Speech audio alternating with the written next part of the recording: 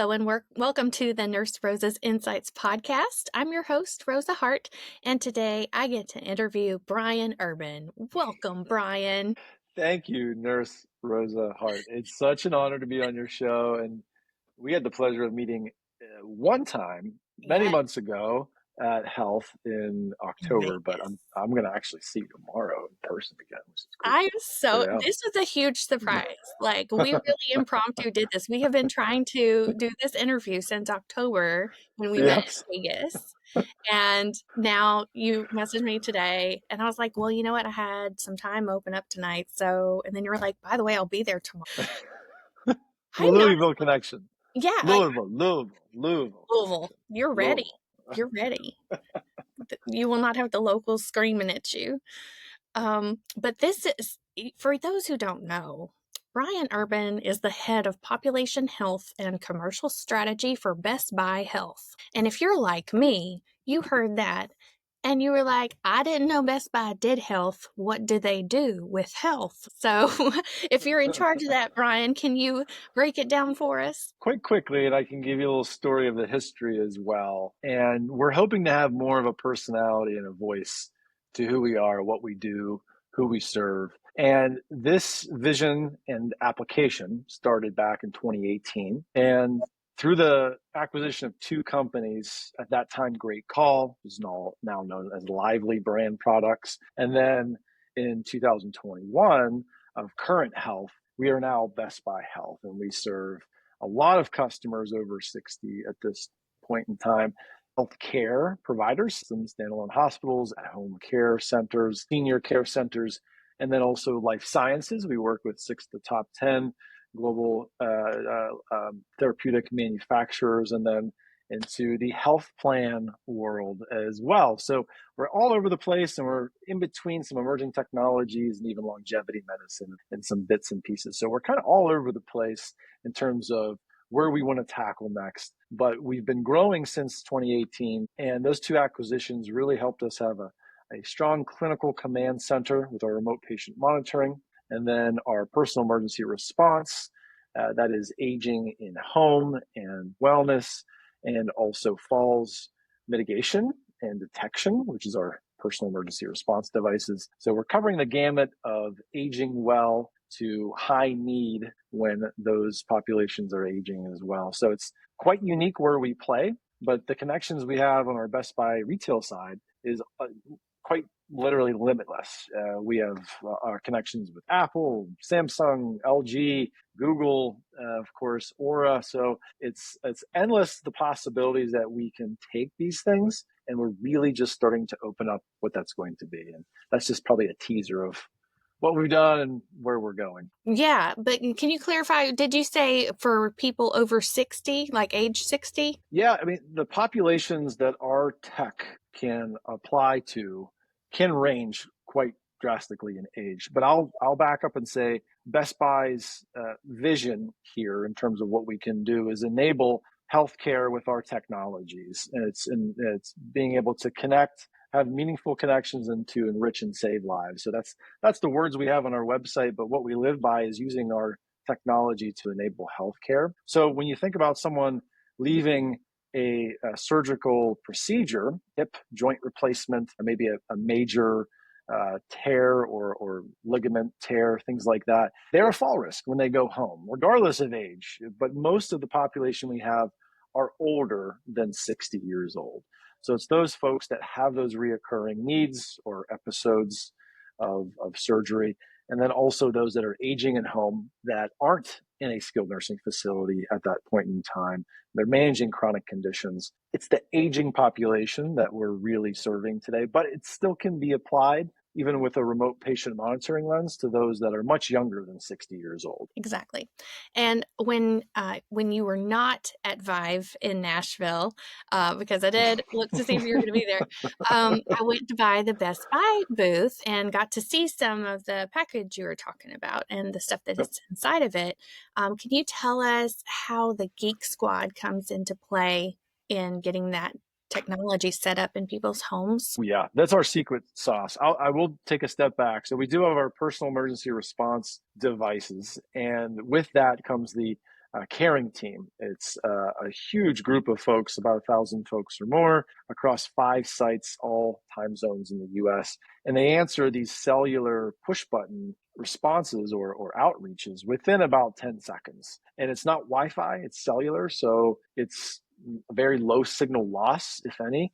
And even through natural disasters, we've had plenty of outreaches that we've been able to Good. respond to and coordinate services and urgent care as well. So it's quite unique there. The remote patient monitoring, which you had gotten to see in person. So that's anything from a spirometer to blood pressure cuff, a weight scale, a glucometer, and we're really device agnostic. So we're working with a bunch of different new vendors and always searching for new partnerships to include in our platform. That way we can start to see different things inside the home from a technology surveillance that might be able to help coordinate care and stitch things together in our ecosystem a little bit better. On top of that is Geek Squad Health. So Geek Squad Health, you think about our Geek Squad agents, we have about 20,000 across the US. Most all of them are geographically bound to a store or to store district areas to be able to install different technologies or some minor repair services in the home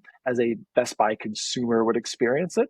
But from a healthcare perspective, we have about 5,000 non-geographically bound Geek Squad Health agents. So that means they can go to a certain territory, not oriented to a store location, which is a little bit different than the model I just described. What's unique about this is these folks are trained through paramedic workflow and our partners at Atrium Health. So they get to see how a paramedic would operate in home from a social health perspective and a clinical perspective, but we don't deliver care through Geek Squad Health agents. We do have a great progressive path toward more surveillance in the home. So being able to see if areas in the home are a fall risk, hygiene challenges, utilities aren't working, if an individual might show decline in cognition through a conversation or through multiple visits. And aside from all of that surveillance, us being in the home as a trusted entity with our tenured Geek Squad Health agents, we can enable all the technologies that they might need to monitor their health with their clinicians. So it could be biometrics as simple as blood pressure, heart rate, glucose, weight, lung capacity with spirometers. So it ranges quite a bit. And that's important when you think about people going home from the hospital, or if it's a post cardiac arrest, they were in the hospital for an episode. To prevent someone to go back there, we want to monitor their health very closely, but we can do it effectively from a remote standpoint. And even from stroke prevention, which is very near and dear to your heart, there's a lot of biometrics that can trend toward, hey, this person might be going toward a stroke. So those types of urgent flags are all monitored by our clinical command center after they're installed by Geek Squad Health agent. These folks are the new, I'd say, social health athletes in the field today.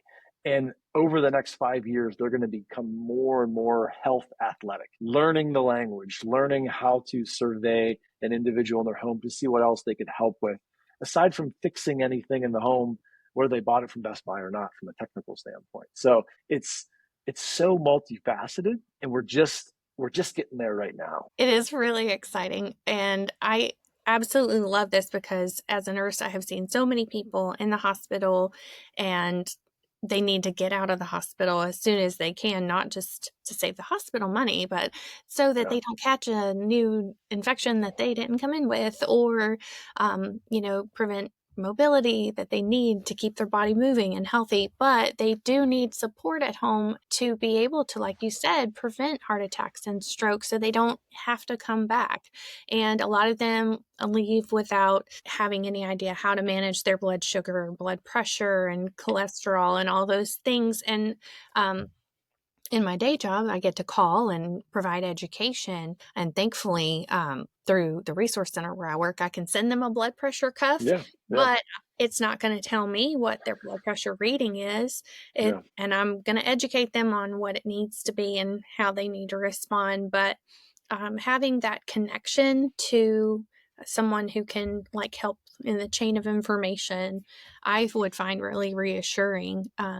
and to help people along the path of learning how to be aware of their own body at home.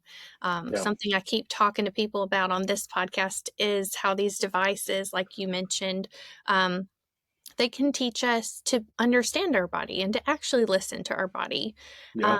because we've been so detached from it. And as caregivers, we may be really focused on Mm, taking care of the other people and ignoring mhm. our own needs. And so, if my ultra human ring tells me that I'm not getting enough sleep, even though I was laying down for a certain amount of time, then that makes sense as to why I'm feeling so fatigued, and just Yeah. that validation, giving you some data points to work from so that you can then say, I need to work towards this target because I know that healthy range is blood pressure Mm, under 120 over 80 or whatever it may be. So yeah. I Yeah. think this is really important, because of the lack of access to care, especially in rural areas. Mhm. So I'm excited to hear that there's that connectivity, um, to make it more possible for people. Yeah. And then we're really just getting started. I think rural healthcare is a huge opportunity. We have a great partnership with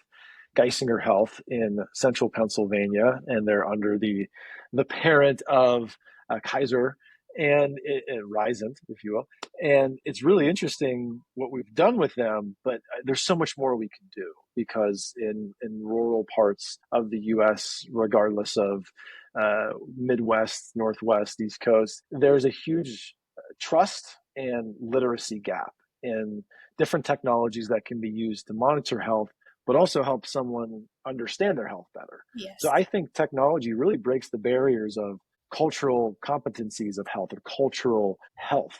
And it could tell someone that doesn't speak English in numbers where their range is healthy in terms of heart rate or blood pressure, or glucose, and where they need to be. That breaks a huge barrier, and it creates, I think, more trust with what healthcare and health plans in particular need right now more than ever. So I'm hoping technology is that bridge that's going to build the trust and along with that, really reduced a lot of cost along the way. It's cutting out a lot of unnecessary steps, and hopefully that's where we're going as quick as possible. Man, I knew I was looking forward to talking to you, but look at you cutting right to it. It's a trust issue.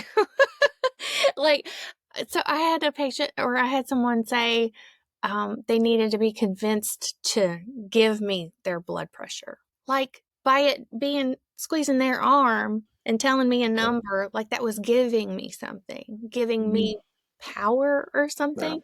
And Yeah. I had never thought of it that way. But, like you said, it is a trust issue. And so if we can educate people so they can be aware of their own numbers, so Yeah. they can be more in Starts charge of there. their own health and not feel so helpless and dependent on people that they don't know whether or not they can trust them.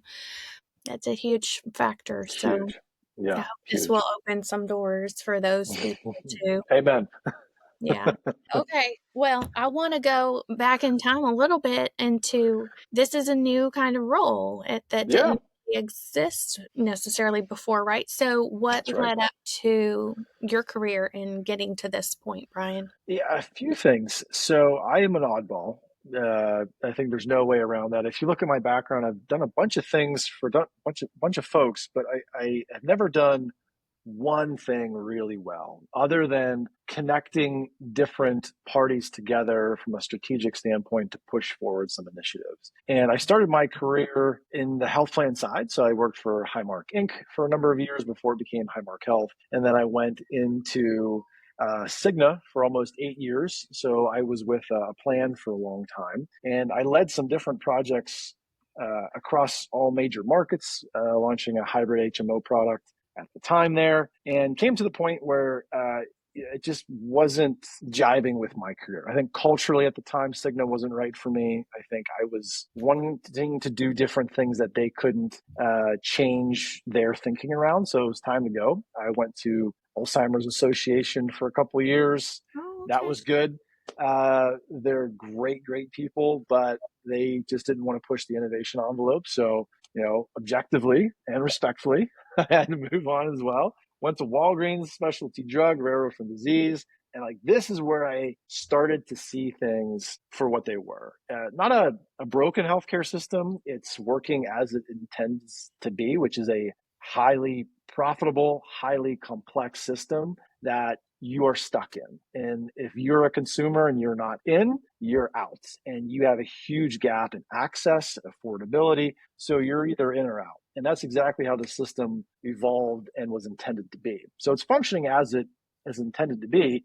It's malfunctioning, though, from a consumer perspective. It's unfair, it's unequitable, it's unjust, and it's unaffordable in a lot of ways. It's a very hierarchical system, is how it is, with a lot of other industries, too. So when I saw this at Walgreens, I went back for a public health degree, and thankfully, I'm now starting to teach assist at this college, which is a cool full circle. And I looked at some really interesting data at that time, and I thought, man, there's got to be a better way to be able to impact the ecosystem. And I went to a private equity firm, FinThrive, for a few years, interviewed well over 100 people, and I found my way to Best Buy through that podcast. And I looked at what they were doing, and I got to know their chief medical officer. I got to know my leader, Diana Gelston, real well. And I said, hey, what's this strategy really unfolding? And over time, I had a great opportunity to go for this new role that exists here. And I see a few things with this wonderful job I'm in now, giving you up to current time here.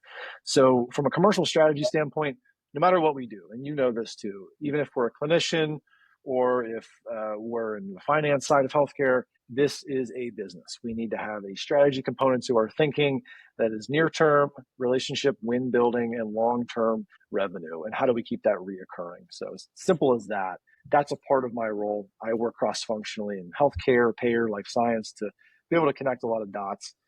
And from the population health standpoint, whether we have a program here or not at Best Buy Health, we are doing population health. It is the next generation of that. And from the early definitions of the 1990s in clinical practice and policy, and then in the early 2000s into data exchange and SDOH, it's now finally here that we need to have technology, hardware, software, and services at the center of how health is interacted with from a consumer standpoint, from a policy standpoint, from a payer, provider. It has to be at the center here. And what better place to help usher in that next generation of population health than Best Buy? So I think this is going to lead to a lot more, I'd say, fluid partnerships in the future, having a population health, public health lens to our technology. And I'm really excited to be a part of that because this is the time. Now more than ever, we need to start leveraging how tech touches all of us and how that can help us with our health and data exchange and affordability, etc. You mean the public health departments are not where we should look for our health innovation? Not right now. Oh, they may not all have EHRs yet. Oops. So, oh my gosh, I'm very encouraged to learn about partnerships like this because I don't think it's in the forefront of anything that Yeah. we hear about, like in my normal nursing circles, for one thing, or in my like family life. Like, and so I've really been encouraged to learn that there are people like you strategizing how do we make qualitative differences with all this. Um, when I first came to health as a nurse to assess the situation and kind of figure out, I keep hearing like they need nurses to be involved and bring your perspective and see how things really need to be implemented. There's a lot of people in tech that are in the space to make money because there's a lot of money to be made, but they don't necessarily understand the questions to ask, let alone the answers when you give it to Oh them. yeah. Let alone be able to think big picture about the downstream effects of what they're pushing. So, Hmm. I think that this could be really key in helping people stay out of the hospital and maybe take less medications. I know my dad's continuous glucose monitor has been super helpful for him in identifying how his body responds to different foods that he eats, for one thing. And so he's been able to go down on his insulin because he hasn't had to use it as much because he doesn't Oh, have as that's many big. blood sugar That's really spikes. big. right? It is big because insulin is expensive. So, um, things like that, there's a lot there. There's a lot of Yeah. little pieces that add up to a big difference for individuals at home. Yeah, it's huge. And not just the cost, but there's risk, as you know, injecting anything into your body. We're thinking about different medications too. Like even uh, I use Dupixent as a good example. It's an injectable drug for asthma. I think there's a risk of infection anytime you put something in your body. And, there's a risk of infection. And then if you're going into the home, it's more personal. So, Brian, I'm going to ask you the $1 billion question. Now, Please. you're probably used to looking at big numbers, but you got to think strategically, okay? Yes. Because if you were given a grant for $1 billion, Oh, how would you like to use it strategically to see it have the most sustainable impact? man. It'd be interesting. So, do I have to use all of it at once? Is that what it is? No. I shouldn't ask the rules to this. I should just give you an answer. So, I think I would with $1 billion in my own state, just because I know the territory and the culture pretty well. I'd buy Highmark Health, UPMC, and Geisinger. I'd buy them all. And I wouldn't get rid of anybody, but I would reorient how care is accessed, how care is paid for, and I would start with the state of Pennsylvania, and then I would scale it from there. It's so unique because you don't have a big, like you have Philadelphia, okay, you have Pittsburgh. Those are small cities when you look at Chicago, LA, New York, Miami, etc. What's unique about the state is it's so different with the pockets of culture of health, similar to actually Tennessee. I think Tennessee is quite similar to Pennsylvania. Like Memphis has huge socioeconomic gaps. And I think in central Pennsylvania, you have that as well, and even western Pennsylvania and eastern Pennsylvania. And then you have huge gaps in certain socioeconomic attributes like education, not just your income, the types of food you eat, the food that you have access to, food swamps versus food deserts. When you have Dollar General as the place you're grocery shopping at, we got a problem. And it's Hey, not that was just an upgrade from the gas. it's an upgrade, but we got a problem. Unless Dollar General starts having more of a thoughtful model and how they source and price food, which maybe the pricing is good, but the sourcing might not be there. I think Albert Wu, if he's still the chief medical officer, he's got some work to do. I'm rooting for him. But I think as that example exists, uh, we don't need to have Whole Foods or any luxury food stores, but we need to have foods that are accessible and you can understand the ingredients when you look at the labels. More foods that are whole, not necessarily a very expensive food product on the shelf. I think that I would incorporate more of a holistic model of care, and it would start from prevention way upstream and then tackle everything chronic downstream. So I'd put all the money. I'd pay off some debt that I have, which is more than enough. But I would take that money and I would actually create a whole new ecosystem of healthcare with Pennsylvania being the test site. I think I would also like to do it if I still had money left over from that $1 billion. I would do it in Tennessee as well. So I think Tennessee is a great place to experiment and as well with in terms of culture of health. But that's what I would probably do. As I'd buy them out and I would start a completely different model and try and run it until it, as long as it could be sustained. That'd be my imagination with $1 billion. Okay, so No yes, offense against those systems; they're great. I'd no, buy no, them, get their money, they have it, they're happy, and I'd yeah. start to do things in my more utopic, altruistic way. I want to hear about this. What is the payment model? Well, the payment model would be complex because I'd need the government to be a part of this. Hmm. But I think making sure everyone isn't sick would be the first priority. Because if we have sick people that don't understand how to manage their health on a consistent basis, that's going to continue to have the sick care system that we're stuck in right now. And it's mainly due to how care is paid for, how we interpret health, and then how we treat health from a pharmaceutical perspective, other therapies and other services included. So I think we need to take care of the sickest first. If we can get stable there and get the most attention, the most money there, that can help us have people age as well as they can in and out of their home. And then prevention, it starts way, way up front. It starts from infants. And you and I talked about La Leche League. It starts with education. If Yeah. we have companies that are marketing formulas to sell convenience to new mothers rather than nutrition for themselves and for their children, we're giving into another system that essentially leads us to a possible sick care system.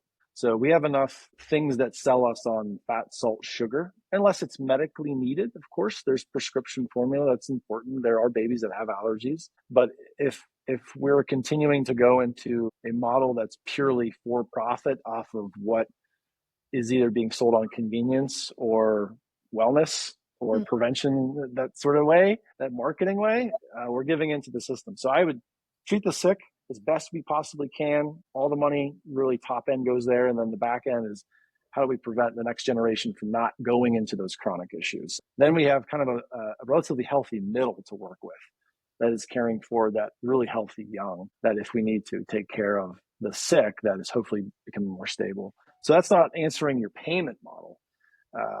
But also that's why I don't work for a health insurance plan anymore. Right. I love them. I want to help them too, but that's Uh, not that's not why I work there anymore. So yeah. we'd have to make it from scratch. I actually don't have an answer. Well, I think and others would probably follow suit if we did something. Well, and prevention from infancy, from pregnancy and infancy is so important. And um, I mean, you and I were talking about because you had your third baby, and so you just came back from paternity leave, and La Leche League has been a big part of your lives. That was a big part of my life too, with my firstborn, and then I was able to nurse both of my children for a year after they were born, and I do believe that that has helped them stay very healthy. Obviously, it's not a miracle, but I'm I strongly believe in it, and I really wish that there was a more support for moms to be able to do that. It was really hard. I had a lot of like emotional, moral support from my family and like my church family at the time, but like going back to work, it was really hard to prioritize that. And some people even made comments like, I don't feel like I could be a good nurse if I was having to go and Mm, take wow. breaks because they're like, I don't take Yep. potty breaks. I don't take a lunch break. If I go and breastfeed my patient or breastfeed my, sorry, if I go and pump in the room, then my patient might die. Well, does that tell you how strapped Mm, for yeah. resources Yeah. we Yeah. are if like we know that nurses are getting kidney infections from not going to the bathroom enough for themselves and they're getting dehydrated and they are getting all these different metabolic disorders from not being able to take a lunch break. Mm, But there's an effect on even these educated people who learn in mm, nursing school the benefits of breastfeeding. They don't get maternity leave. yeah. They have It's to go crazy. back to work. And then when they Mm, go back to work, they're not necessarily supported to be able to even pump, and not even culturally, because the older nurses will be like, well, we didn't do that in my day mm, when I was having babies. You just chose to do without and do it for your patient. Well, I'm trying yeah. to make my child not be a patient one Yeah. Yeah. day, you Yeah. know? Yeah. And Exactly. there's so many benefits. Like you and I were talking about how, as a nurse, being exposed to all these germs in the hospital, my babies were then immune Mm, to a whole lot as well because they got yeah. that passive immunity. So I think that the nutritional building blocks from infancy but throughout life can be so healing, and so having access to that is important. Do you want to Yeah. tell us what you're doing with your family to improve Oh, access to yeah. good nutrition? We got to talk about nonprofits. And I know you're enjoying your early days of nonprofithood as well on your own. So our little nonprofit's called littlelakefarm.org. So we have a bit of land on a small lake here in southwest Pennsylvania. And since the turn of the pandemic, it started with two chickens, and now we got a lot more. And last year alone, we donated just under 3,500 eggs to a nonprofit organization next to the county jail about 20 miles from us, is called the City Mission. And it's a women's, children, homeless, and veteran shelter. So most of the people from the county jail, when they're coming out of incarceration or they're going through recovery with substance abuse, they go here as a temporary or a little bit longer than temporary place to live and get reacclimated with society. And they don't have food there, really. I mean, they can afford some food as they're starting to work again, but they don't have zero cost good food. So we donate our chicken eggs and our duck eggs, and we have geese, but they haven't started laying yet. They're just being security guards for all the other birds, as you could say. They are good But at that. Geese they can be are good at that. scary. Ooh, They are. They've gone after. We have 4 dogs. They've gone after all of them except for the boy dog. They won't mess with the boy dog, so that's good interesting. so far. But yeah, that's who we work with, and we feed over 100 families a month. Wow. And just the other week, we donated 35 dozen eggs. So we're at the kind of the low end right now. In spring, it'll start picking up more, and we'll usually get about 45 to 50 eggs a day. And they're pink, blue, purple, brown, white. They're just a bunch of different breeds we've had. We have we're third generation chickens and second generation ducks Wow. right now. And my children are little farmers, so they're wranglers, and we're donating some food crops this year as well, just mainly vegetables, of course, and all the fruit gets eaten way too fast here, so it doesn't get donated. But we're trying it. We're trying our best, and we have a couple local supporters, but it's a good thing. We're trying to keep track of how much we're working on donating right now, but it's a work in progress. That is amazing. I just absolutely love it. And when when we met surrounded by technology at Health in Vegas, this is not where I thought this conversation was going to go. Like Likewise. I was I was like, okay, what are we going to talk about? And then I look at your answers and I'm like, this farm is amazing because it's like this guy gets it. It's about we've got to build with these foundational nutritional building blocks if we're going to have a healthy culture. And I mean, if it's to be, it's up to me or you, right? We just got to start building it where we are and hope that we can franchise Yeah, the idea out. I agree. I think social entrepreneurship in this kind of sense, it's something I hope my children see and they can make some sort of career or movement out of it, and change the pace of the way that they live. I think I got sucked into the system of living fast and for money.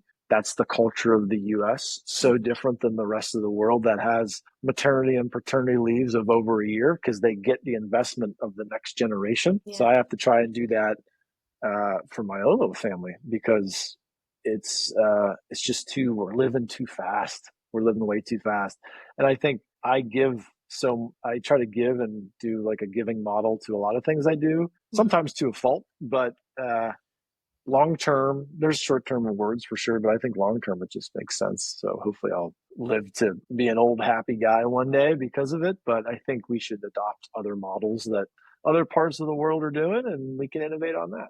Maybe Yeah, do it better. exactly. Pick Yeah, and choose and make it our own. yeah. Yeah. Well, thank you so much for bringing hope to the conversation around health. And it might not be AI that saves us. Maybe it'll be eggs. Oh, that's good. Hey, we know how central eggs are. That got That's true.